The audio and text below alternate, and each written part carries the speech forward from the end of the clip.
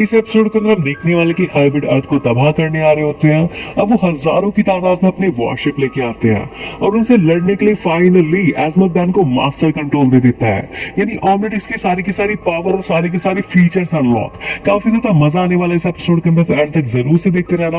और उससे पहले अगर आप इस चैनल पर पहली बार है तो प्लीज चैनल को सब्सक्राइब कर लेना। अब देखो बाद में आप लोग भूल जाते हो, इसलिए अब भी साथ दिला रहा हूं, कर लो सब्सक्राइब। थोड़े से टाइम लगता है सब्सक्राइब करने में, लेकिन उससे जो खुशी मिलती है ना वो नेक्स्ट लेवल होती है, तो कर लो। एपिसोड की शुरुआत में हमें अजमत का प्लेनेट गैल्वन प्राइम दिखाया जाता है और वहां पे सारे के सारे गैल्वन काफी ज्यादा घबराए होते हैं क्योंकि उनके प्लेनेट के ऊपर अचानक से हाइब्रिड ने हमला कर दिया होता है। जो अजमत होता है वो भी उस हमले को देख रहा होता है और तभी वहां पे प्रोफेसर पैराडॉक्स आ जाते हैं। पैराडॉक्स कहते हैं अजमत मेरे साथ चलो। अजमत कहता है अब कोई फायदा नहीं टाइम वॉकर, हाइब्रिड के इस अचानक हमले से हम लोग हिल चुके हैं। गैल्वन डिफेंस सिस्टम भी कमजोर पड़ चुका है और अगर गैल्वन ही नहीं रहेंगे तो कोई और नस्ल भी नहीं टिक पाएगी। पैराडॉक्स कहते हैं देखो मैं इस पूरे यूनिवर्स के सबसे अक्लमंद इंसान को ये कहते हुए हिचक रहा हूँ, लेकिन तुम एक बहुत बड़ी गलती करने जा रहे हो। अजमत कहता है समझाओ फिर। पैराडॉक्स कहता है अभी हमारे पास एक चीज है जिसे तुम ही ने बनाया है। अजमत कहता है पर ऑमलेटिक्स उन कामों के लिए नहीं है। पैराडॉक्स कहता है उस लड़के ने कई बार साबित किया है कि तुम्हारे तय किए गए कामों के अलावा भी ऑमलेटिक्स के और भी इस्तेमाल है और तुम मेरे साथ अर्थ पे चलो। अजमत कहता है नहीं, मैं अपना वतन नहीं छोड़ूंगा और इस समय तो बिल्कुल भी नहीं। उसके बाद में जो हाइब्रिड का वॉरशिप होता है उसके पूरे के पूरे प्लेनेट को तबाह कर रहा होता है और पैराडॉक्स कहता है मुझे उम्मीद है अगले 3 सेकंड में तुम्हारा जो इरादा है वो बदल जाएगा और वो लोग टेलीपोर्ट हो जाते हैं। इधर हम लोग देखते हैं बैन को जो कि आराम से फुटबॉल खेल रहा होता है और तभी वहां पे पैराडॉक्स आ जाते हैं। पैराडॉक्स कहता है ये गेम खेलना छोड़ो और बड़े गेम की तैयारी करो बैन। उसके बाद में बैन कहता है पैराडॉक्स आप यहाँ। पैराडॉक्स कहता है मैं अकेला नहीं हूँ और अभी चलो यहाँ से। केविन कहता है इतना भी क्या जरूरी था कि मुझे ऑटो शो के बीच में से उठा लाए। अजमत कहता है तुम्हारी धरती और उसके लोगों की जान से बढ़कर कोई बात हो सकती है। पैराडॉक्स बताते हैं हाइब्रिड की तरफ से हमलों की शुरुआत हो चुकी है। बैन कहता है जानते हैं हम लोग हफ्तों से उनसे लड़ रहे हैं। अजमत कहता है ऐसे छोटे मोटे हमले नहीं, उन लोगों ने मेरे पूरे के पूरे प्लेनेट को तबाह कर दिया, जो कि लौता एक ऐसा प्लेनेट था जिनकी टेक्नोलॉजी उनकी टेक्नोलॉजी से काफी ज्यादा आगे थी। बैन कहता है और उनका अगला टारगेट। पैराडॉक्स बताते हैं अर्थ। अजमत कहता है हाइब्रिड ने दर्जनों प्लेनेट को अपना निशाना बनाया है, वो पहले कुछ हाइब्रिड वहां पे भेजता है। पैराडॉक्स बताते हैं और वो लोग वहां के आम बाशिंदों को पकड़ के उन्हें डीएनए एलियंस गुलाम बनाते हैं। केविन कहता है फिर उन गुलामों से जम गेट बनवाते हैं। अजमत कहता है हाँ, उन जम गेट की मदद से वो लोग अपनी वॉरशिप को एक गैलेक्सी से दूसरी गैलेक्सी में कुछ ही पल में पहुंचा सकते हैं। बैन कहता है हम तीनों ने मिलकर मुश्किल से उनका एक शिप तबाह किया था। पैराडॉक्स कहते हैं जो शिप तुमने तबाह किया था वो कोई वॉरशिप नहीं था, वो एक छोटा सा खोजी शिप था। अजमत कहता है इस अर्थ की कोई भी फोर्स उनके एक भी वॉरशिप का मुकाबला नहीं कर सकती और वो तो हजारों की तादाद में भेजेंगे। केविन कहता है हाँ समझ गए, इसका मतलब हम लोग कुछ नहीं कर पाएंगे। पैराडॉक्स कहता है अगर उनका हाइपरस्पेस जम गेट बनने से पहले कुछ करके हम उन्हें रोक दे तो शायद से बात बन सकती है। अजमत कहता है उनसे ढूंढना इतना ज्यादा मुश्किल नहीं होगा। पैराडॉक्स कहता है वो जरूर उसे किसी ऐसी जगह बना रहे होंगे जहाँ पे क्वाड क्रिस्टल आसानी से मिल सके ताकि उनकी मेटा ट्रांसमिशन फ्रीक्वेंसी बिल्कुल स्टेबल रहे। ग्वेन कहती शायद उनकी साइड लॉस सॉलिडास की क्वाड माइन हो। बैन कहता है और वहां पे वो एक बहुत बड़ा आर्च भी बना रहे थे। केविन कहता है इसका मतलब हमें पता है कि हमें कहाँ जाना है, तो फिर काम शुरू करें। बैन कहता है हाँ, लेकिन कोई जल्दबाजी नहीं। तुम्हें याद हम कुछ सुपर पावर्स वाले प्लम्बर बच्चों से मिले थे, हमारे कई एहसान है उनके ऊपर, वो जरूर हमारी मदद करेंगे। अजमत कहता है सुनो बैन, इस काम के लिए तुम अपने दोस्तों को भेजो, मुझे मेरी बनाई ऑमलेटिक्स पहनने वाले से कुछ जरूरी बात करनी है। इधर हम लोग देखते हैं एलन को जो कि डीएनए एलियन को पकड़ने में पुलिस वालों की मदद कर रहा होता है। अब उस डीएनए एलियन को अपने आग के घेरे में फंसा देता है। तभी वहां पे ग्वेन, केविन और पैराडॉक्स आ जाते हैं और केविन कहता है वाह दोस्त, अगर तुम इनके रोज रोज के चक्कर से छुटकारा पाना चाहते हो तो हमारे साथ चलो। इधर हम लोग देखते हैं अजमत को जो कि बैन से कहता है देखो बैन, इंसानों की अक्ल का अंदाजा है मुझे, लेकिन फिर भी मैं तुमसे पूछना चाहूंगा, तुम्हें पता है ना कि तुम कितना बड़ा खतरा मोल ले रहे हो। बैन कहता है हाँ मैं जानता हूँ, हाइब्रिड अर्थ के ऊपर कब्जा करना चाहते हैं। अजमत कहता है नहीं बैन, वो अर्थ की तबाही चाहते हैं, अगर तुम ये जंग हार गए तो इंसान भी खत्म हो जाएंगे। बैन कहता है मैं ऐसा कभी नहीं होने दूंगा। अजमत कहता है इतनी बड़ी बात को इतना छोटा समझने की तुम्हारी इसी आदत की वजह से मैं नहीं चाहता कि तुम ऑमलेटिक्स लेके उस जंग में उतरो। मैंने तुमसे कहा था ना कि तुम ऑमलेटिक्स की मदद से दूसरे जीवों की जिंदगी जी सकते हो, लेकिन वो पूरा सच नहीं था। इधर हम लोग देखते हैं ग्वेन को जो कि कूपर के पास आई होती है और वो कहते हैं कूपर हमें तुम्हारी जरूरत है। कूपर कहते हैं तुम्हारे लिए तो जान भी हाजिर है। केविन कहता है वाह ग्वेन। ग्वेन कहते केविन ये मजाक का समय नहीं है, इसमें सच में जान का खतरा है। कूपर हम लोग वापस से लॉस सॉलिडास जा रहे हैं हाइब्रिड से लड़ने, आना या ना आना तुम्हारे हाथ में है। कूपर कहता है अगर तुम जा रही हो ग्वेन तो मैं भी आऊंगा। इधर हम देखते हैं बैन को, जो कि एजमत से कहता है, आपने मुझसे झूठ बोला। एजमत कहता है, नहीं, मैंने बस तुम्हें पूरा सच नहीं बताया, मैं तुम्हारे बड़े होने का इंतजार कर रहा था। बैन कहता है, जो कि अब मैं हो चुका हूँ। एजमत कहता है, बिल्कुल भी नहीं, पर अभी हालात ऐसे हैं कि तुम्हें सब कुछ सच बताना ही पड़ेगा। हाइब्रिड ने जितनी भी एलियन नस्लें तबाह की है, सभी की आखिरी उम्मीद ऑमनिट्रिक्स है। बैन कहता है, पर इन सब बातों का ऑमनिट्रिक्स से क्या लेना देना। एजमत कहता है कि मैंने तुम्हारी ऑमनिट्रिक्स के अंदर पूरी मिल्की वे गैलेक्सी के सभी जीवों के डीएनए इनकोड किए हैं। बैन कहता है, वो बात तो मैं जानता हूँ, 10,000 से भी ज्यादा है। एजमत कहता है, शुरुआत से मैं तुम्हें यही तो बताता आ रहा हूँ कि तुम कुछ भी नहीं जानते हो। मैंने 10 लाख से भी ज्यादा डीएनए सैंपल्स डाले हैं, और इस ऑमनिट्रिक्स के जरिए तुम हर उस एक नस्ल को एक नई जिंदगी दे सकते हो, जिसे हाइब्रिड मिटा देगा, यहाँ तक कि इंसानों को भी। बैन कहता है, मैं उन्हें कभी भी ऐसा नहीं करने दूंगा। एजमत कहता है, अगर इस ऑमनिट्रिक्स के साथ तुम भी तबाह हो गए तो किसी के पास कोई भी उम्मीद नहीं बचेगी, ना ही इंसानों के पास, ना ही किसी और नस्ल के पास, जिन्हें हाइब्रिड तबाह कर देंगे। तुम्हारे कंधों पे एक बहुत बड़ी जिम्मेदारी है बैन, और इसी वजह से मैं तुम्हें इस आखिरी जंग में हिस्सा नहीं लेने दूंगा। इधर हम देखते हैं कूपर को, जो कि एक मशीन को स्टार्ट कर रहा होता है जिसके अंदर डार्क सर फंसा होता है। डार्क सर कहता है, प्यारी ग्वेन, क्या मैं जान सकता हूँ मेरे ऊपर इतनी ज्यादा मेहरबानी क्यों। ग्वेन कहती है, हमें तुम्हारी मदद चाहिए। डार्क सर कहता है, उसके बदले मुझे क्या मिलेगा। ग्वेन कहती है, अगर तुम हमारी मदद करोगे तो हम तुम्हें रिहा कर देंगे। इधर हम देखते हैं बैन को, जो कि कहते हैं, सॉरी एजमत, पर मैं आपकी बात से सहमत नहीं हूँ। मुझे अर्थ को बचाना है और मैं करके ही रहूंगा। एजमत कहता है, मैं तुम्हें नहीं करने दूंगा। बैन कहता है, आप मुझे रोकेंगे कैसे। एजमत कहता है, तुमसे ऑमनिट्रिक्स वापस लेके। बैन कहता है, ऐसा नहीं होगा। एजमत कहता है, मुझे पता था, अगर तुम्हें पागलपन करना ही है तो यकीनन तुम्हें ऑमनिट्रिक्स की पूरी पावर की जरूरत पड़ेगी। ऑमनिट्रिक्स मास्टर कंट्रोल शुरू करो। उसके बाद ऑमनिट्रिक्स के अंदर मास्टर कंट्रोल शुरू हो जाता है, और बैन कहता है, अब मैं कितने एलियन के अंदर ट्रांसफॉर्म हो सकता हूँ। ऑमनिट्रिक्स कहती है, 10,0903 जेनेटिक सैंपल मौजूद है। तभी वहां पे केविन आ जाता है और वो कहता है, मेरी कार से बाहर निकलो और जरा देखो हमारी मदद करने कौन कौन आया है। बाहर एलन खड़ा होता है, कूपर खड़ा होता है, डार्क सर भी आया होता है, और वहां पे जूली भी आई होती है। बैन कहता है, तुम कैसे मदद करोगी। उसके बाद जूली सीटी बजाती है और वहां पे शिप आ जाता है, जो कि काफी खतरनाक वॉरशिप बन जाता है। बैन कहता है, कूल। उसके बाद बैन सभी लोगों को बुला लेता है और ये सारे के सारे इकट्ठा होने शुरू हो जाते हैं, और यहाँ पे जो टीम असम्बल वाला सीन होता है ना भाई, इसमें नेक्स्ट लेवल गूज़बम्प्स आते हैं। उसके बाद वो लोग हाइब्रिड के अड्डे पे पहुंच जाते हैं, और बैन कहता है, ध्यान से सुनो, हमें उनका हाइपरस्पेस जंप गेट तबाह करना है, और कोई हाइब्रिड मिलेगा तो उसे पकड़ लेंगे, बस इतना ही। और हाँ, एक जरूरी बात, आज से पहले हम लोग जो कुछ भी थे, लेकिन आज एक टीम है और एक दूसरे की मदद करेंगे। उसके बाद वो लोग अंदर आ जाते हैं, जहाँ पे काफी सारी बर्फ गिर रही होती है। ग्वेन कहते हैं, मुझे अपनी जैकेट साथ में लानी चाहिए थी। बैन कहता है, थोड़ी देर और इंतजार करो ग्वेन, मामला भी गर्म होने ही वाला है।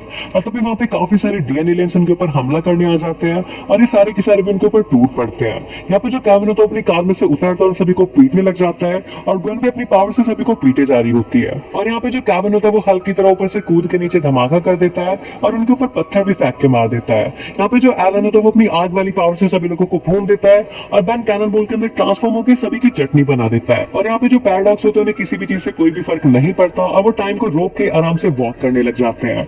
यहाँ पे जो एजमत होता है वो भी हीरो के स्टाइल में भाग रहा होता है, लेकिन एक चिपचिपी सी चीज में उसका पैर फंस जाता है और वो वहीं पे अटक जाता है। दूसरी तरफ हम लोग देखते हैं कूपर को, जो कि अपने आर्मर से काफी सारी मिसाइल्स मार रहा होता है, और यहाँ पे जो जूली होती है वो भी शिप के ऊपर बैठ के काफी सारी तबाही मचा रही होती है। यहाँ पे जो डार्क सर होता है वो अपने काले जादू से सभी लोगों को मार रहा होता है, लेकिन वो बीच में सभी की एनर्जी को अब्सॉर्ब करने लग जाता है। तभी बीच में बैन आ जाता है और वो उसे रोकने की कोशिश करता है। बैन कहता है, सारे के सारे इंसान है, बस उन एलियंस ने इनके ऊपर कंट्रोल कर रखा है, और हमें इन्हें मारना नहीं है, सिर्फ इन्हें हराना है। डार्क सर कहता है, तो अब क्या इनकी मरम्मत करोगे।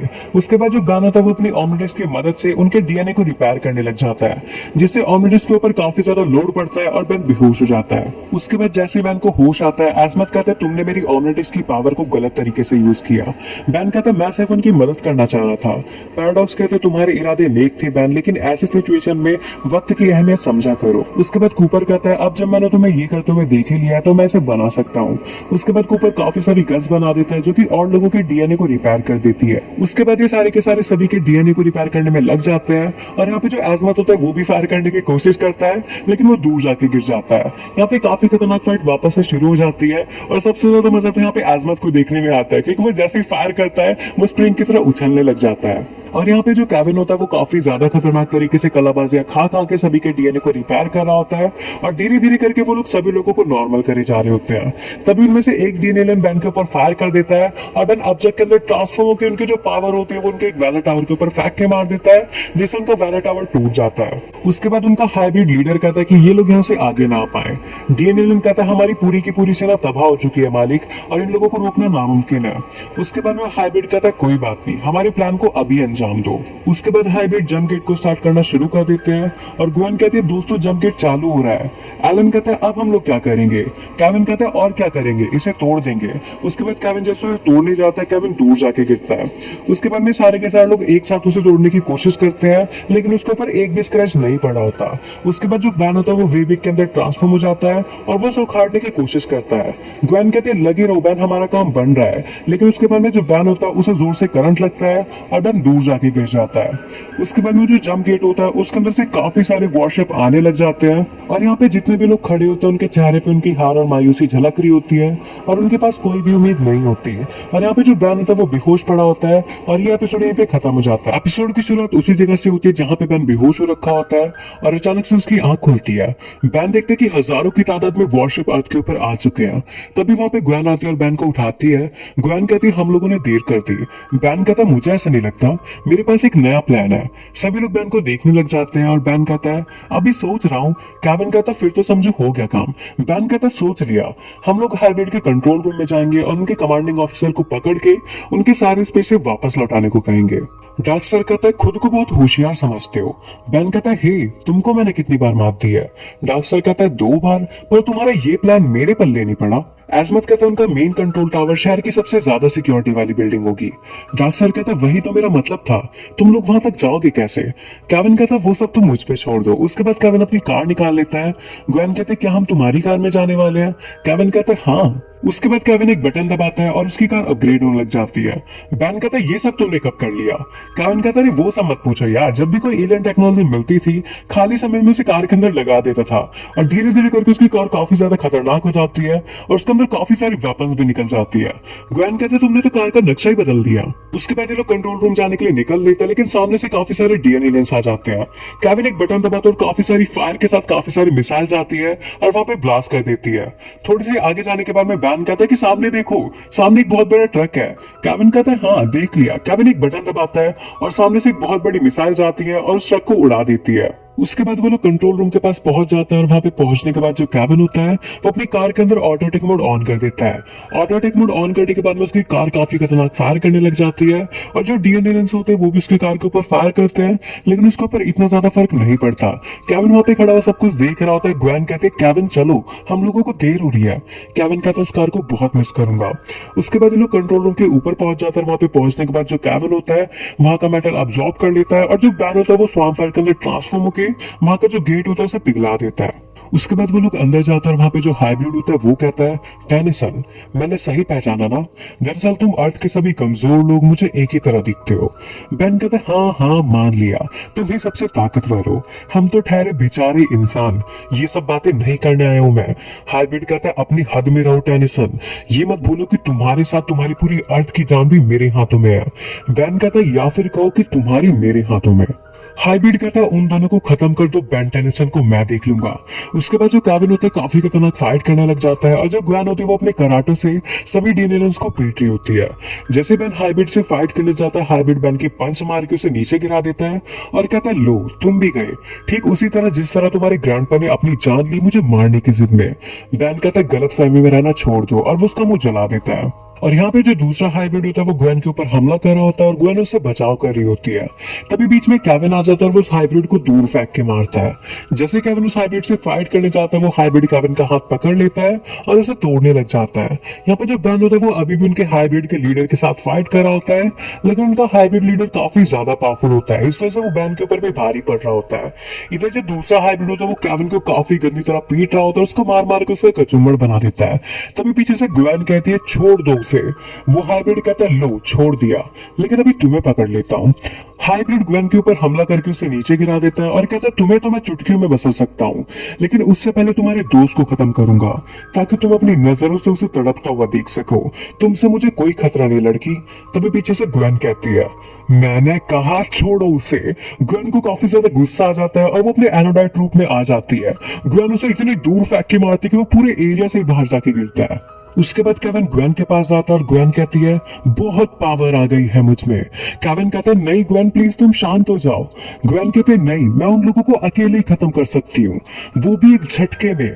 केविन कहता है तुम्हारी ग्रैंडमा ने कहा था कि तुम्हें इस पावर के बारे में पूरी जानकारी लेने में 75 साल लग जाएंगे। ग्वेन कहती है 75 साल नहीं है हमारे पास। केविन कहता है अपना वजूद खो दोगे तुम ग्वेन, ना बैन तुम्हें याद रहेगा ना मैं। बैन कोई दूसरा रास्ता जरूर निकालेगा, तुम्हें शांत होना पड़ेगा ग्वेन, वरना मैं क्या करूंगा। सुना तुमने।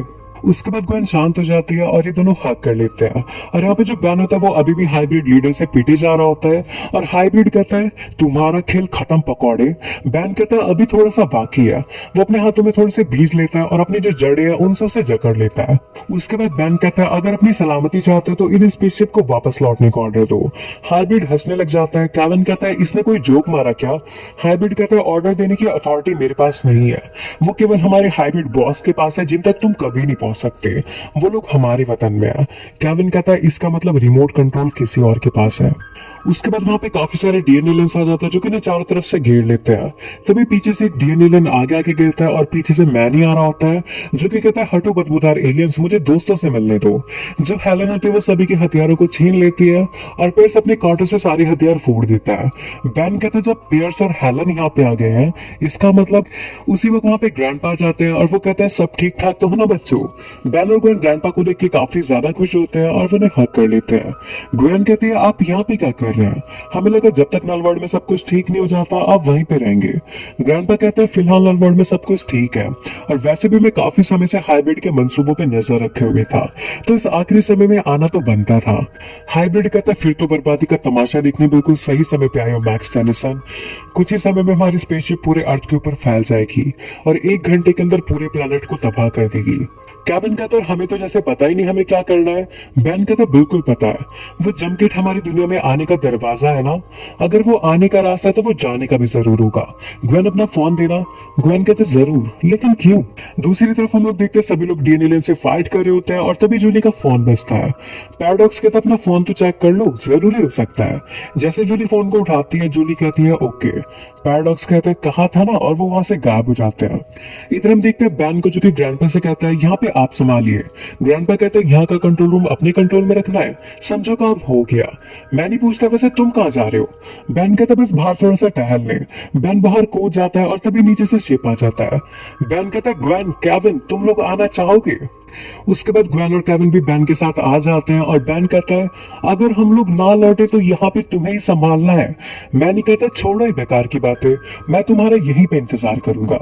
उसके बाद केविन कहता है मुझे अभी तक ये बात समझ नहीं आ रही है कि ये जनाब जा कहाँ रहे हैं। एजमत कहता है अगर तुम्हारा मतलब मुझसे है तो जान लो मैं अपनी ऑर्मेटिक्स को किसी भी खतरे में नहीं डाल सकता। ग्वेन कहती है बैन को भी आपकी फिक्र रहती है। एजमत कहता है लेकिन मुझे सिर्फ मेरी ऑर्मेटिक्स से मतलब है, बैन से नहीं। ग्वेन कहती है मतलब तो है। उसके बाद बैन कहता है जंप गेट आने ही वाला है, सभी लोग तैयार हो जाओ, मुझे अपना फ्लाइट सूट बदल लेना चाहिए।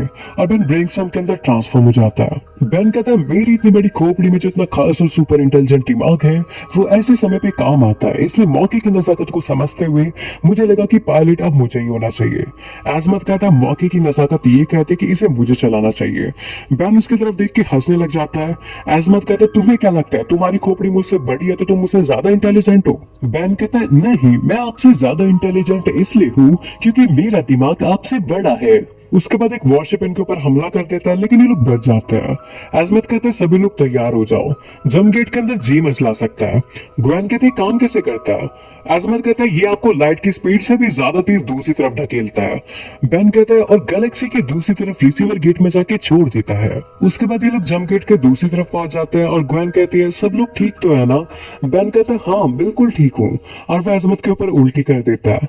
उसके बाद हाइब्रिड उनके स्पेसशिप के ऊपर हमला करना शुरू कर देते हैं और एजमत कहता है हमें जल्दी से हाई काउंसिल बिल्डिंग में पहुंचना पड़ेगा, वो बड़ी वाली।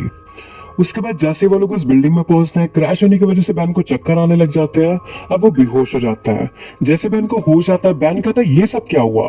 केविन कहता है होना क्या था, उस एक्सीडेंट के बाद हाइब्रिड गार्ड्स ने मैं पकड़ लिया। ग्वेन कहते हैं लेकिन अच्छी बात ये है कि अब हम लोग हाइब्रिड के हेडक्वार्टर्स पहुंच चुके हैं। बैन कहता है और शिप।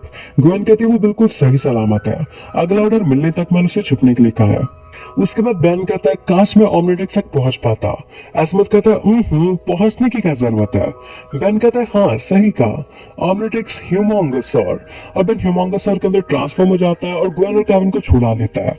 उसके बाद बैन हल्क के स्टाइल में दरवाजा तोड़ता है और वहां पे जो हाइब्रिड होता है, ग्वेन कहते हैं चुपचाप अपने बॉस के पास ले चलो। उसके बाद बैन उस हाइब्रिड को एक दरवाजे पे फेंक के मारता है और सामने काफी सारे हाइब्रिड बैठे होते हैं। उनमें से एक हाइब्रिड कहता है वो अर्थ के रखवाले बेन टेनिसन तुम ही हो ना। बेन कहता है हाँ, और तुम जरूर इन हाइब्रिड के बॉस होंगे। हाइब्रिड कहता है तुम कितने जिद्दी हो इस बात का अंदाजा था मुझे, लेकिन यहाँ तक पहुंचने की दाद देता हूँ। बेन कहता है थैंक्स, मैं बस इतना चाहता हूँ कि तुम अर्थ के ऊपर हमला रोक दो।